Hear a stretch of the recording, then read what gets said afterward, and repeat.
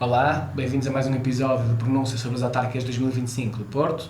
A candidata de hoje é Dina Ferreira, muito bem-vinda. Obrigada. A primeira pergunta que íamos fazer era porquê a candidatura à presidência da Câmara Municipal do Porto?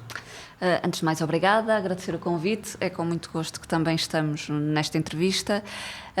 A candidatura à Câmara Municipal do Porto surge naturalmente de uma forma, diria eu, natural. Morando no Porto, sendo militante do PCP há muitos anos, tendo exercido também outras funções institucionais, até como deputada na Assembleia da República, que não exerço também desde 2022, foi de alguma forma, pronto, com uma naturalidade, diria eu, considerando todo este percurso que me foi colocado pelo meu partido, pelas forças que compõem a CDU, assumir esta candidatura à Câmara Municipal do Porto e dar voz a um projeto alternativo para a cidade, a uma cidade que queremos que seja para todos. Aliás, o nosso lema é mesmo esse, Porto para todos, que seja uma cidade mais justa, mais solidária, mais inclusiva e pronto, foi-me colocado ser porta-voz desse projeto, o que eu aceitei naturalmente com muita honra, considerando o património de intervenção que a CDU tem na cidade do Porto, está eleita nos órgãos autárquicos desde que temos eleições para o poder local democrático, conta com um trabalho muito valoroso de todos os seus eleitos municipais, a vereadora Hilda Figueiredo é também ela bastante reconhecida na cidade do Porto e pela população, como também o atual eleito e mandatário da CDU, Rui Sá, que foi também vereador na Câmara do Porto, e por isso é também para mim um orgulho poder dar seguimento ao trabalho. Estou a falar de 2 nomes, poderia falar de muitos outros, mas dar seguimento ao trabalho de muitos camaradas meus que também exerceram funções desta natureza na Câmara do Porto, mas acima de tudo apresentando-me também como candidata à presidência da Câmara Municipal do Porto e pronta para assumir todas as responsabilidades que os portuenses entendam atribuir à CDU. Muito bem. E fala aqui de um projeto alternativo. Alternativo, portanto, ao Executivo atual, é ao fim de um ciclo, são 12 anos com o Romero à frente do Executivo Municipal. Qual é que é o balanço que a CDU faz destes últimos 12 anos? Nós fazemos naturalmente um balanço negativo deste mandato de Rui Moreira, mas também de mandatos anteriores. Ou seja, nós temos hoje uma cidade que nega o direito à habitação, temos hoje uma cidade que está menos acessível às pessoas, a quem cá mora e a quem cá trabalha, e esta questão das acessibilidades daria para um conjunto de dimensões, não só na questão da própria mobilidade, mas no próprio direito à cidade. Temos uma cidade que está orientada ou que prioriza, digamos assim, uma elite em detrimento do conjunto da população do Porto. Temos uma cidade que privilegia políticas dirigidas, no fundo, a quem cá está de passagem, em vez de haver opções políticas que valorizem os moradores da cidade e que lhe deem as condições para terem muita qualidade de vida na cidade do Porto, que é efetivamente possível. E isto resulta naturalmente de opções políticas, as quais a CDU foi contrariando e apresentando diferentes propostas ao longo destes 12 anos de Rui Moreira, mas também de anos anteriores de mandatos do PSD, de anos anteriores de mandatos do PS, sendo que, por exemplo, no atual mandato também de Rui Moreira, nós não nos podemos esquecer que o candidato Manuel Pizarro foi vereador no Pelouro da Habitação, no primeiro mandato de Rui Moreira, também com responsabilidades naturalmente na situação que temos hoje na habitação na cidade do Porto. E por isso não podemos fazer um balanço positivo, mas podemos dizer que se esta é a cidade que temos, não é esta a cidade que queremos. E então, entre a cidade que temos e a cidade que queremos construir naturalmente para quem cá mora e para quem cá trabalha, há uma distância e essa distância pode ser percorrida com as propostas que a CDU tem para melhorar as condições de vida da população da cidade do Porto. Fala sobre as propostas então para a cidade do Porto. Uma questão que íamos perguntar era relativamente aos mecanismos que o município dispõe para fazer frente aos seus desafios. Já atingimos um patamar de descentralização em que o município efetivamente os consegue aplacar, ou se ainda não atingimos esse patamar e dependemos ainda bastante do Governo Central? Nós não podemos falar de descentralização sem falar de um princípio constitucional que nem sequer está cumprido, que é a criação das regiões administrativas. Não há uma efetiva descentralização no que diferentes governos têm chamado de descentralização das competências para as autarquias. Isso é só uma transferência de encargos, uma transferência em muitas situações de descontentamentos, ou seja, de problemas que não estão resolvidos, que sucessivos governos não resolveram, que estão a transferir para as autarquias e que a seguir as autarquias poderão não conseguir resolver. Porque quando falamos desta transferência de competências, que não é, nós dizemos que é uma transferência de encargos, a capacidade das autarquias de resolver os problemas não é a mesma em todo o país. Não é? As autarquias têm significativas diferenças, seja de um ponto de vista até da própria população que têm, depois dos próprios orçamentos, não é? E isto cria desigualdades no território nacional. Por isso não há uma descentralização sem a criação das regiões administrativas. E isso é um preceito constitucional que não está cumprido. A regionalização é, no nosso entender, um imperativo nacional até para termos um país efetivamente descentralizado, em que, sendo criadas as regiões administrativas, haja naturalmente eleitos por essas regiões que possam prestar contas também à população que os elegeu e sejam também, então assim, assumidas um conjunto de competências em diferentes matérias que sejam efetivamente descentralizadas, porque o que estamos a assistir é só uma transferência de encargos e de descontentamentos e que muito provavelmente terão difícil resolução. Muito bem. Então, nós estamos a falar de uma série de problemas da cidade de Porto, todos nós gostamos de Porto, de viver cá, muito, não é? Muito. Mas, infelizmente, há vários problemas que impedem, nomeadamente os mais jovens ou as pessoas mais desfavorecidas de viver cá. Houve um estudo recente da Federação Académica do Porto que disse que 75% dos membros da Academia de Porto, estudantes, pensavam em emigrar. E isto é apenas sair de Portugal e não conta com aqueles que vão migrar para dentro de Portugal, por exemplo, para Lisboa. Um dos grandes problemas é a habitação. Já falou aqui de uma cidade pensada para elites. Ia perguntar se, especificamente no campo da habitação, há algo que se possa fazer para aliviar a situação. A resolução do problema da habitação na cidade do Porto, no país, mas estamos a falar da cidade do Porto, não é uma resolução fácil. Ou seja, quem disser que resolve de hoje para amanhã o problema da habitação da cidade do Porto não está a fazer uma discussão séria. Nós temos profundas dificuldades no acesso à habitação, para os jovens, para quem quer vir morar para o Porto, não sendo jovem, mas ou tão jovem, vamos colocar assim, mas para quem quer vir morar para o Porto, para os jovens que se querem emancipar e construir as suas vidas e os seus projetos de vida, que não conseguem encontrar na cidade do Porto, até por força também dos salários que têm. Nós temos um país e uma cidade com baixos salários. E isso também naturalmente contribui para as dificuldades em conseguir arrendar uma casa, comprar uma casa com preços profundamente especulativos. Eu tenho utilizado uma expressão e que acho que é o adjetivo que melhor traduz esta situação, é os preços para aceder a uma casa na cidade do Porto são absolutamente obscenos. É absolutamente inaceitável os preços que se praticam de um ponto de vista de arrendamento, como é absolutamente inaceitável que o quilómetro quadrado em média no Porto esteja próximo dos 3.000 euros, porque é disto que estamos a falar, como não é aceitável que tenha havido um aumento do valor das casas de 10%, sensivelmente arredondando, entre julho de 2024 e julho de 2025, e resulta naturalmente de um conjunto de opções políticas que carregaram, digamos assim, a cidade do Porto de situações contrárias à garantia do direito à habitação.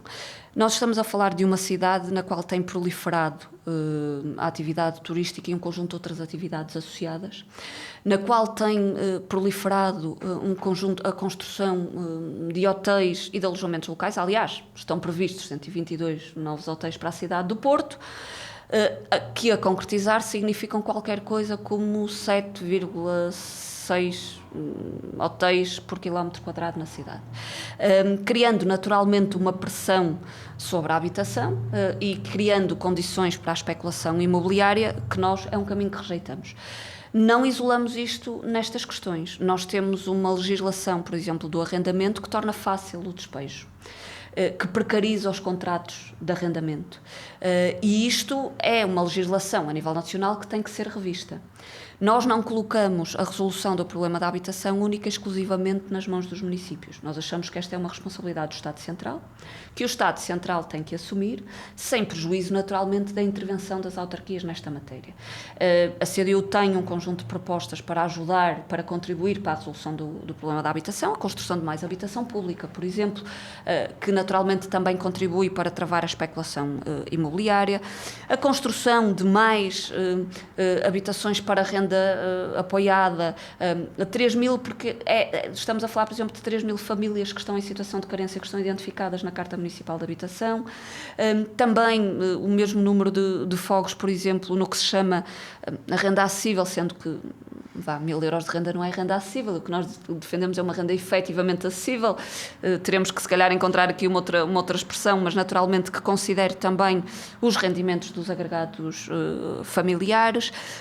Entendemos que a resolução do problema da habitação passa também por um efetivo apoio às associações de moradores e às cooperativas e à criação de cooperativas, fomentando o movimento cooperativo na cidade, que muito contribuiu no passado também para a superação deste mesmo problema, e diria que o caminho terá que ser este. E seguindo, naturalmente, entre outras medidas, naturalmente, que possam ser tomadas para garantir que, neste momento, ter uma casa no Porto não é um luxo. O Porto não pode ser uma cidade que se torne uma cidade de passagem.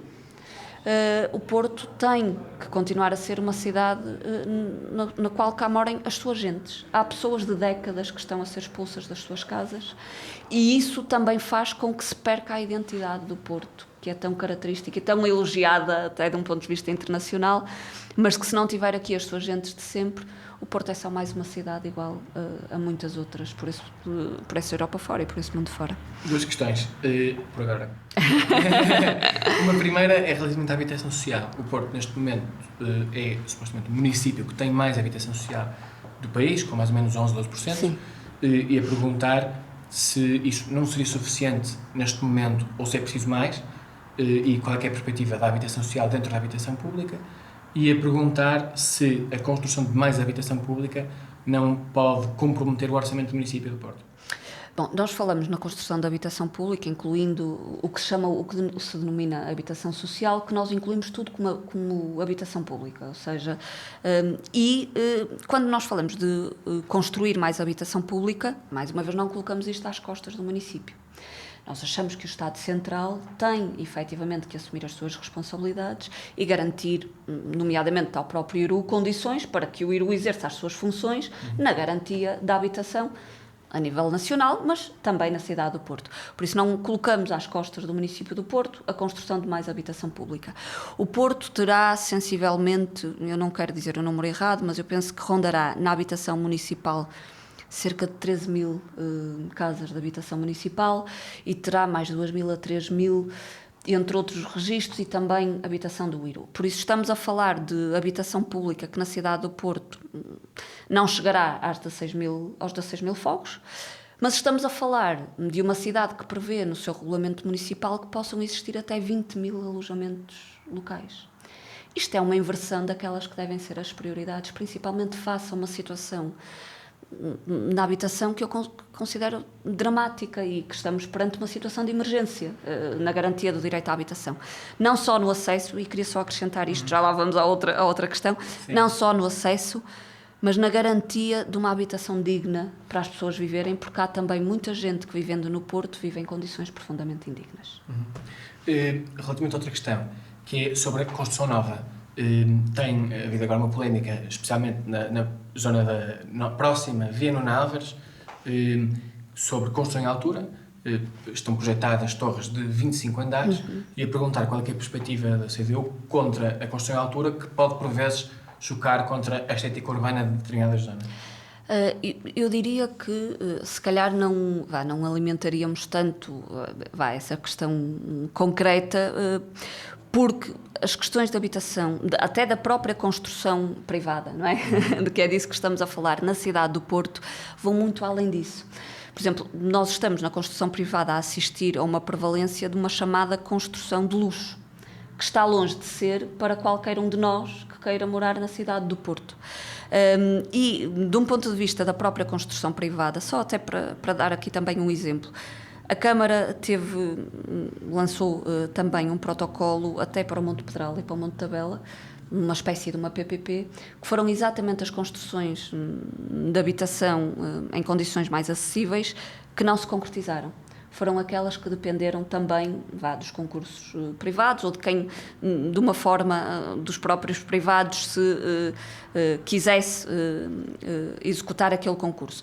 Porque os privados, naturalmente, tendo um objetivo de lucro, não estarão disponíveis para não conseguir obter o máximo lucro daquele projeto de construção, no caso.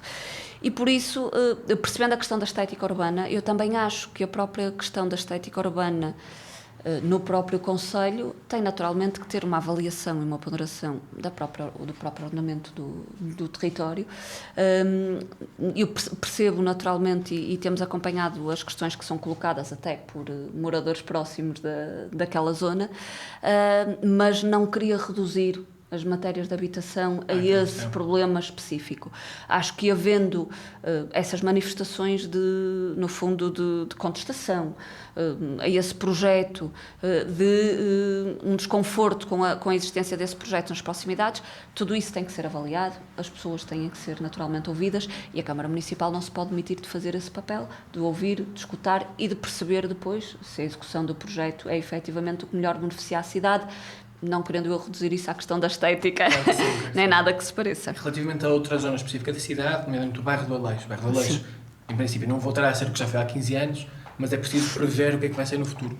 E a perguntar qual é a perspectiva da CDU relativamente a essa zona específica da cidade, que é bastante perto do rio, logo tem um metro quadrado bastante caro. Sim, nós nunca estivemos de acordo com a solução que foi imposta no bairro do Aleixo, com o desaparecimento das torres, com a expulsão de todos os seus moradores, até considerando que os apetecíveis terrenos serão, mais uma vez, muito previsivelmente, embora haja vozes que digam que não, mas dizendo que não, ainda não conseguimos assistir a concretizações, ou seja, não conseguimos, são palavras que não passam de intenções, não conseguimos assistir a uma concretização de que efetivamente aquela zona terá até construção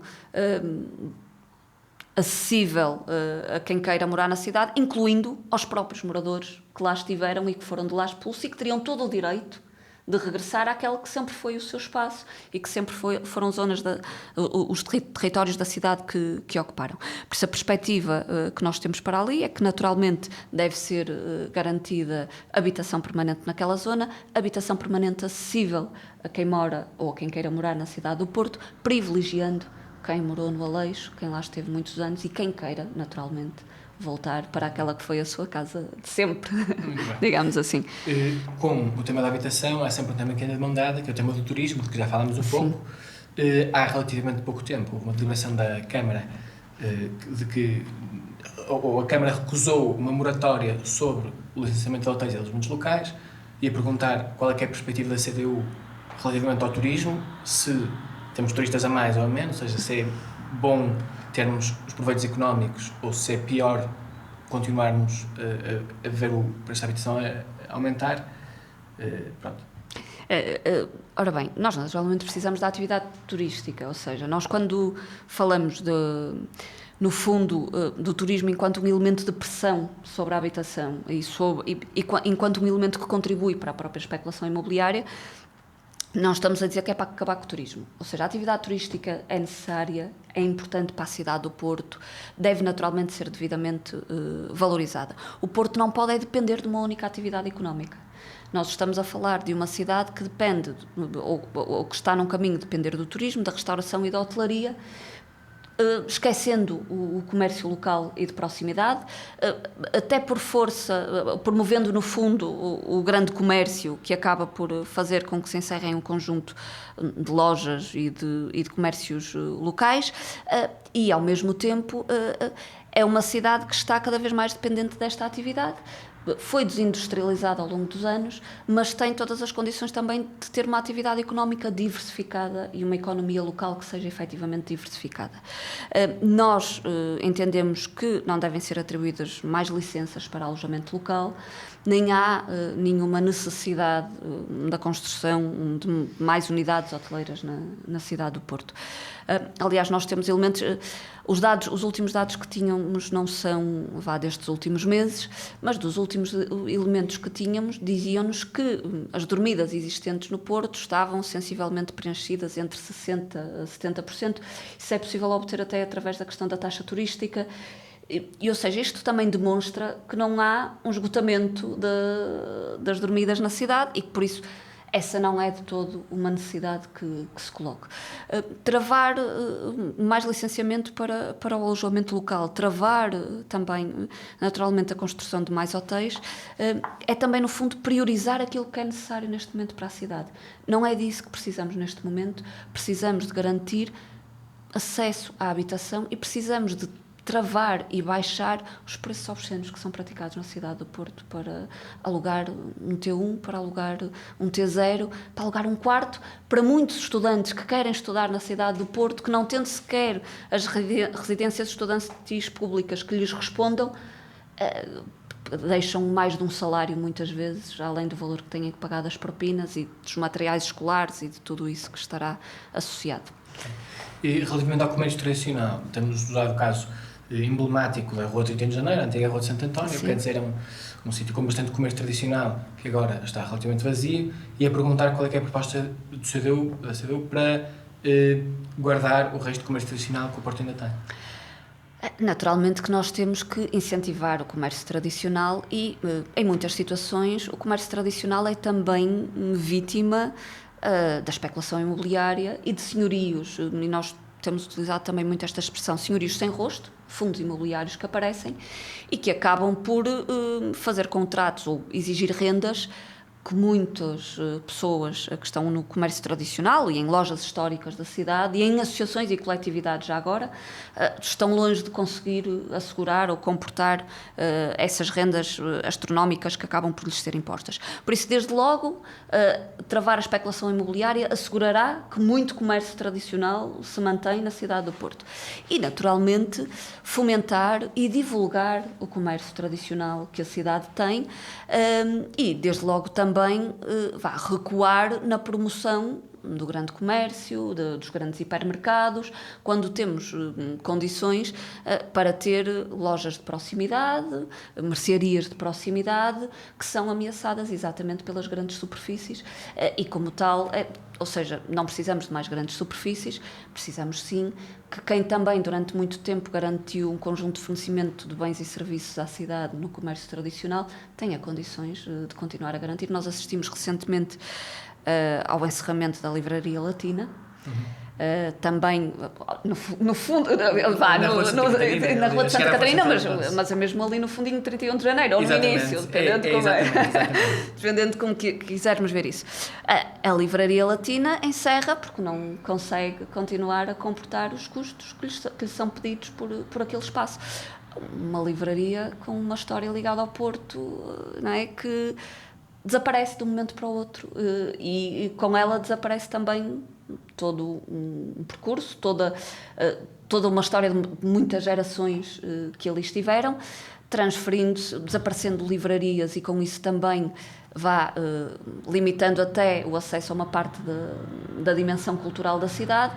Este é um exemplo de que isto podia ser evitado, não houvesse esta especulação significativa. Então, falando agora de um comércio ligeiramente menos tradicional, tem-se assistido à pulverização pela cidade do Porto de algumas lojas de souvenirs. O atual executivo fala de alguns negócios com uma legalidade duvidosa, mas da falta de poderes que a Câmara tem para os poder fiscalizar.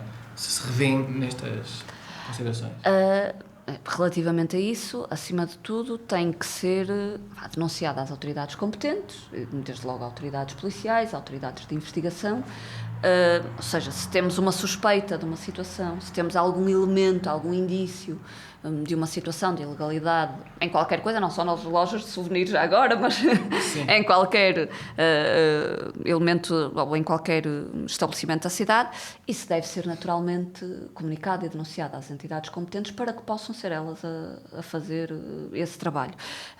Podemos ter percepções sobre essas situações, mas precisamos de elementos concretos ou seja, acho que nós não nos podemos pronunciar sobre uma matéria dessa natureza sem ter um elemento muito forte e tendo, isto tem que ser naturalmente denunciado, e sendo denunciado as entidades farão a devida investigação e naturalmente chegarão à conclusão. E aquilo que for naturalmente ilegal ou que tiver um enquadramento criminal deve ter a devida punição e o devido cumprimento que está previsto na legislação nacional, nomeadamente também no Código Penal, se for caso disso.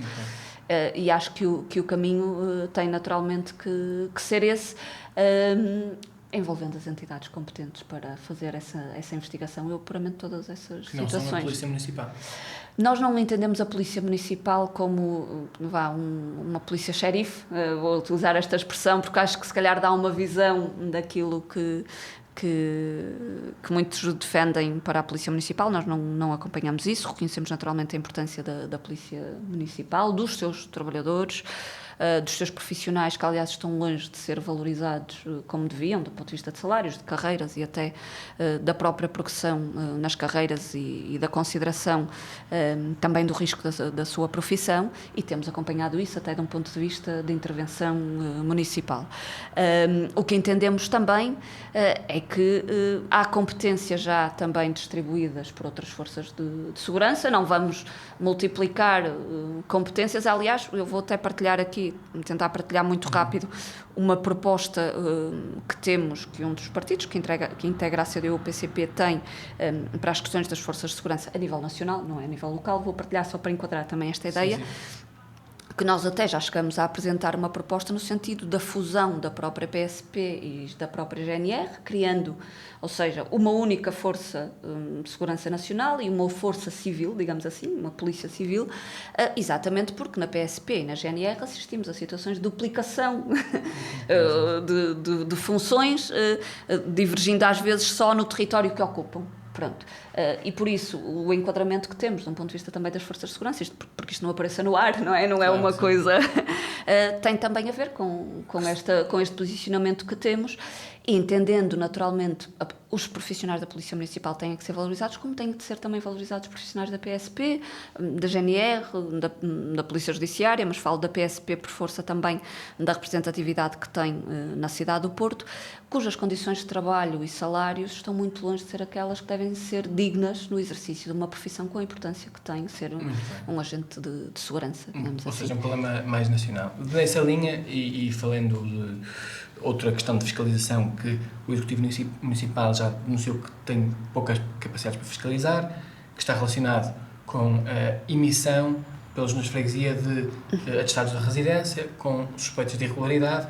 Em janeiro de 2025, no Bonfim, foram emitidas 2.500 atestados de residência, mais ou menos, com algumas casas com mais de 100 atestados de residência, com aquela casa. O que há suspeitas de irregularidade, nas casas fundadas, mas não houve ação no seguimento dessas suspeitas. E a perguntar se isto é um problema e se o município deve intervir de alguma forma. Naturalmente que se da parte do município houver um conhecimento, mais uma vez, de elementos que atestem essa ilegalidade, deve naturalmente agir no sentido de denunciar às entidades competentes também para investigar. Naturalmente que quando assistimos a moradas que são colocadas, ou seja, a um número significativo que é colocado na mesma morada, pronto, é um elemento que pode ser chamativo e que naturalmente pode e deve ser avaliado, sendo que nós podemos estar também perante um alargado conjunto de situações. Nós temos na cidade do Porto, por exemplo, e não estou a dizer que é isso que acontece nesta situação em concreto, mas vou dar 2 exemplos que acho que também podem ajudar a explicar o raciocínio sobre isto. Nós temos uma situação na cidade do Porto das pessoas em situação de sem-abrigo. Aliás, um problema que se tem agravado e que não está desligado também do agravamento das condições de vida e das dificuldades que têm também aumentado. As pessoas em situação de sem-abrigo muitas vezes também têm dificuldades em encontrar morada, em dar uma morada. E precisam de ter uma morada para um conjunto de questões, desde logo para receberem um cartão de cidadão. Porque têm que ter um cartão de cidadão, mas não têm uma casa para dar uma morada para poder receber esse cartão de cidadão. E temos naturalmente também situações de pessoas que, estando numa situação de imigração, não têm a sua situação resolvida, não porque não queiram. Nós sabemos de muitas situações em que as pessoas recorrentemente recorrem, nomeadamente à AIMA, para tratar de um conjunto de documentação e que encontram ali um conjunto de dificuldades para resolver a sua situação no nosso país. E que, por força disso, estão numa situação profundamente frágil e precária, e que também, por essa maneira, muitas vezes podem, naturalmente, estar numa casa, como nós sabemos que estão na cidade, um alargado conjunto de pessoas a viver na mesma casa, sem condições, a serem brutalmente explorados nos preços que pagam por quem coloca aquele espaço à disposição.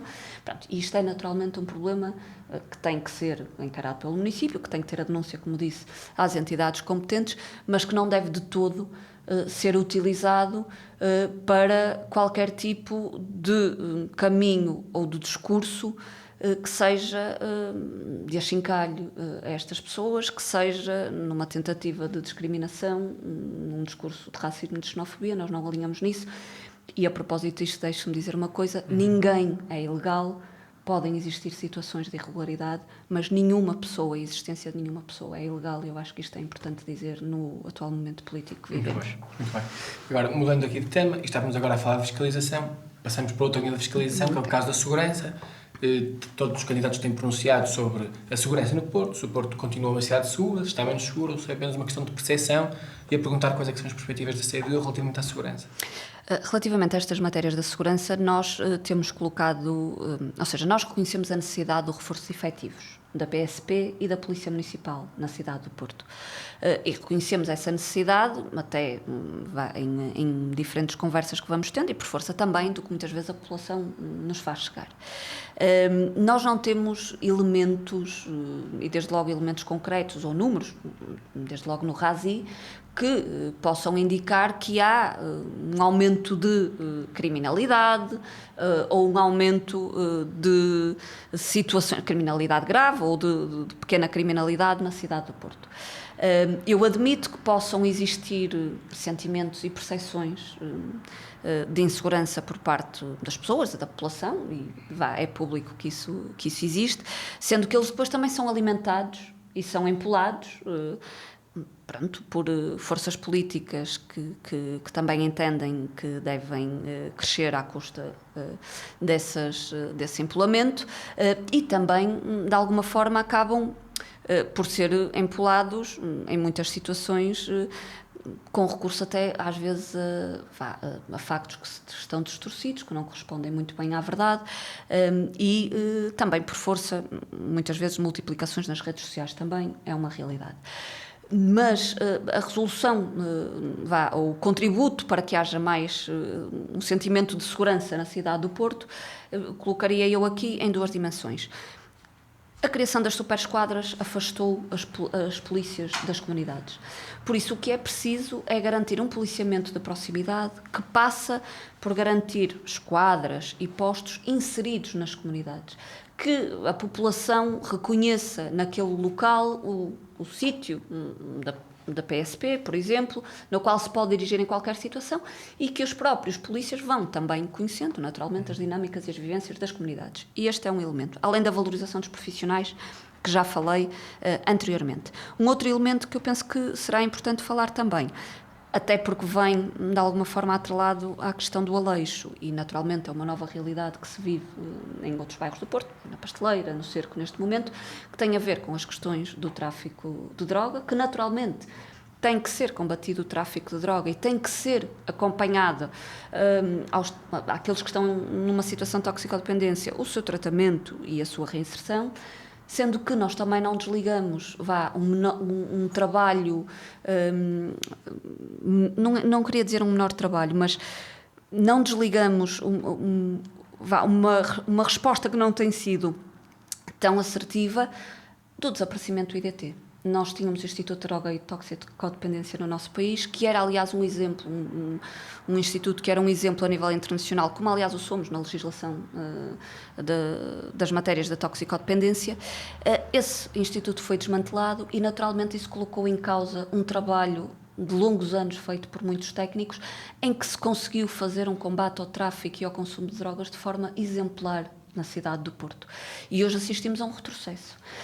E por isso as matérias de segurança muitas vezes estarão também associadas a estes fenómenos sociais, que têm naturalmente que ser resolvidos, garantindo também dignidade às pessoas que estão nesta situação e resolvidos, desde logo, recuperando um instrumento fundamental, que era a existência do IDT, com a sua dotação financeira e com os meios necessários para intervir nesta realidade social. Muito bem. Finalmente, relativamente à questão da mobilidade, o Porto tem tido bastantes questões relativamente à mobilidade, nomeadamente as obras do Metrobus, de que estávamos a falar em off há pouco tempo, e relativamente ao trânsito que se tem assistido na cidade, e a perguntar duas linhas de questões, além em geral de como é que temos uma cidade onde nos conseguimos mexer mais facilmente, que era se, em primeiro lugar, a CDU vê com alguma dificuldade a possibilidade de resolver o problema da mobilidade com a pulverização de várias entidades com várias competências, nomeadamente o município, o governo, a Metro do Porto, a STCP, e em segundo lugar, especificamente relativamente à VCI, quais é que são as perspectivas que tem? Vou começar já pela VCI, que acho que arrumo mais rápido. A solução para a VCI, porque está ligada ao resto da resposta. A solução para a VCI passa, por um lado, por retirar as portagens que se mantenham na CREP, porque há muita gente que vai pela VCI, não vindo para a cidade do Porto, mas passa pela cidade do Porto exatamente para não pagar as portagens das scooters que se mantêm na cidade do Porto, e não sendo o Porto o único distrito no país, porque em Aveiro também há em 2 locais da scoot ainda se mantêm portagens, mas tirando essas 2 em Aveiro, o Porto continua a ser o único distrito no qual se mantêm portagens da scoot. Essas têm que ser eliminadas. A CDU tem defendido isso desde sempre, e isso é sem dúvida um contributo que vai retirar trânsito da VCI de automóveis que não precisam de passar pela VCI obrigatoriamente, mas que passam, porque se forem pela CREP acabam por pagar portagem. Esse é um elemento. O reforço dos transportes públicos é também ele um elemento fundamental para descongestionar a VCI. Nós precisamos ter uma rede articulada de transportes públicos, não só na cidade do Porto, mas a nível metropolitano. E esta questão da mobilidade também, ligando agora à questão da habitação, muita gente que foi expulsa do Porto continua a trabalhar no Porto. E isso obriga a uma deslocação de fora da cidade para dentro da cidade, e depois, ou seja, aumentam o número das deslocações pendulares diárias, também fruto da impossibilidade das pessoas continuarem a morar no Porto. E por isso, além da questão da habitação, nós precisamos de garantir uma rede articulada de transportes que conjugue diferentes formas de mobilidade. Ferrovia, o metro, que aliás deveria ter outro desenho, ou seja, por exemplo, a CDU continua a defender que a linha de metro deve ter uma estação na zona do Campo Alegre, dando resposta, além de uma população significativa que está ali naquela zona, também a polos universitários que precisavam e que mereciam ter uma estação de metro ali, que não vão ter que se deslocar no fundo à Galiza para apanhar o metro. Não é que seja muito, mas naturalmente a proximidade ajuda à utilização dos transportes públicos. Seja que conjugue o metro, a ferrovia, a rodovia, nomeadamente na STCP. Nós defendemos a STCP enquanto operador interno na área metropolitana do Porto, ou seja, não é só servir a cidade do Porto, mas ter efetivamente carreiras que sirvam à área metropolitana do Porto para articular um conjunto de deslocações, reforçar naturalmente a oferta da STCP na cidade do Porto, e já agora reforçar os corredores de bus. As obras da Metrobus na Avenida da Boa Vista retiraram da Avenida da Boa Vista os corredores de bus que havia dedicados para os autocarros. Isto significa que um autocarro que faça a Avenida da Boa Vista demora exatamente ou o mesmo tempo que um carro, ou mais, porque tem locais para parar, para apanhar as pessoas, não é, que vão entrando nas paragens. Ou seja, desincentiva ao uso do transporte público. Por isso o que nós precisamos é de medidas que incentivem o uso do transporte público, e tudo isto associado também, por exemplo, à chamada mobilidade suave, com respostas também no âmbito da construção de ciclovias que sejam efetivamente ciclovias devidamente articuladas, que não sejam pequenos trechos cicláveis, que é o que temos neste momento, até porque, conjugando todas estas formas de mobilidade diferente, contribuiremos, sem dúvida, para um descongestionamento da VCI e para que haja melhores condições de mobilidade dentro da cidade do Porto e já agora também fora da cidade do Porto. Especificamente relativamente Defende também a gratuidade dos transportes públicos? Nós temos, aliás, de um ponto de vista nacional, a CDU defende uma gratuidade progressiva dos transportes públicos. Lembrando aqui que o passe que hoje temos, que nos permite circular a preços muito mais baratos, resulta de uma insistência, nomeadamente que o PCP fez durante quase 20 anos. Estivemos quase 20 anos para o conseguir, mas conseguimos. É um elemento também de incentivo aos transportes públicos, mas a seguir é preciso corresponder com transportes públicos de qualidade e que sirvam necessidades, nomeadamente horários que sirvam às necessidades das populações nas suas diversas deslocações e que garantam também conforto às populações. Nós tivemos uma situação recente que até denunciamos na Metro do Porto, isto também um à parte, se calhar, curioso, que tem a ver com a questão do ar-condicionado, e acho que tudo isso foi público. E eu, como utilizadora assídua do metro, de outros transportes públicos também, mas muito do metro, vivi vários dias, muitos dias mesmo, toda essa situação, quase todos os dias que fui trabalhar e que fui buscar a minha filha à creche, e por isso, efetivamente, aquilo é, ou seja, por exemplo, em muitas situações andava 2 ou 3 paragens, eu não consigo imaginar quem ande numa circulação maior nas condições em que foram. Nós colocamos não pode isso... ser muito menos exclusivo querer alegar a gratuidade e querer melhores equipamentos e mais equipamentos? Não é exclusivo porque, ou seja, o alargamento da gratuitidade vem com uma garantia de melhores condições de circulação nos equipamentos de transportes e nas estações também, nas diversas estações.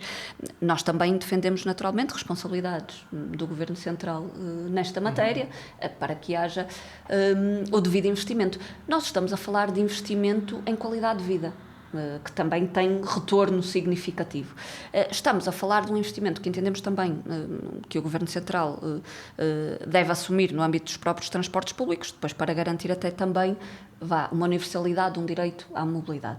Mas voltando só à questão do Metro do Porto, porque eu acho que é um elemento mesmo importante, nós colocamos, na última reunião de Câmara Municipal, a necessidade de resolver o problema do ar-condicionado no Metro do Porto.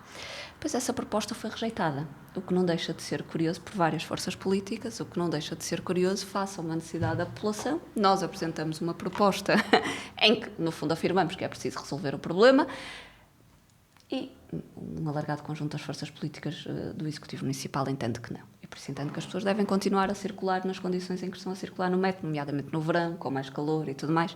Portanto, eu acho que este é pelo menos um elemento que eu não posso deixar de dar nesta entrevista, porque eu também acho que é importante que se perceba às vezes que quando entregamos um voto a uma força política, a seguir temos se calhar que pedir responsabilidades sobre algumas coisas. Muito bem. Muito obrigado. E a quem está a ouvir também, muito obrigado e até à próxima.